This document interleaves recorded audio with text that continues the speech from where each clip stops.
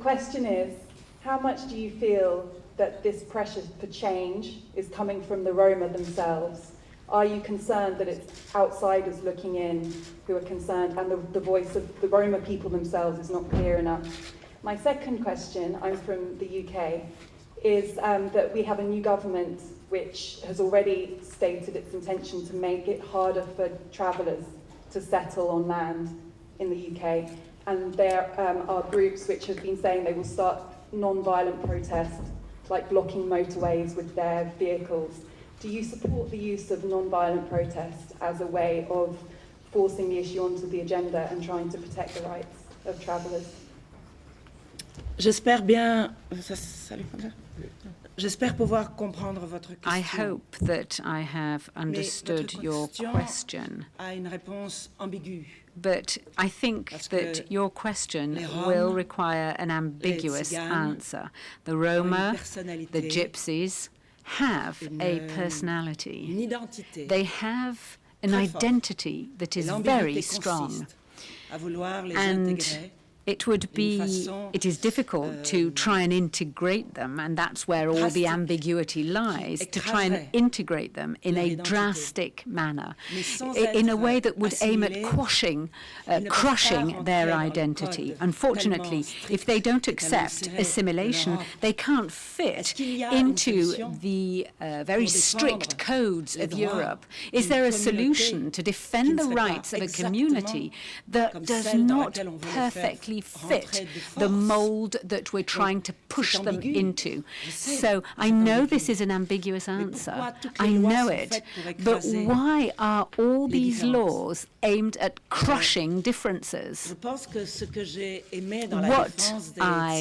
What attracted me in defending the rights of the Roma, of the Gypsies, is that this is one of the last identities of Europe that is different.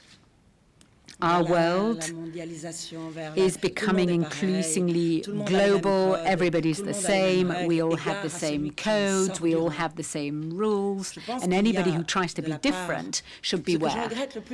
What I deplore the most is that I don't have with me a Roma person, a Gypsy, so that that person can express him or herself. As I said at the beginning, I am not the expert, but I believe that every country, be it England, France or Italy, be it Central or Eastern or Western Europe, it is important for those countries to have respect for this community, to respect the strength of the Gypsies, which is to avoid crushing them because they refuse to assimilate, as though it was their fault. Surely there is a middle-of-the-road solution so that they do have a right to housing, so that they have a right to education, so that they have access to medication and to healthcare without having to lose their identity in the process. Did I answer your question? Il y a une autre question ici.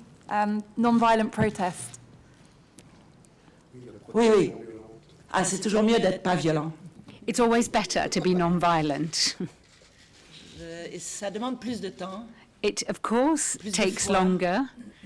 It takes more patience. You have to believe in what you're doing. But I think that that is what will make them succeed, because non-violence means that you are seeking dialogue, an encounter.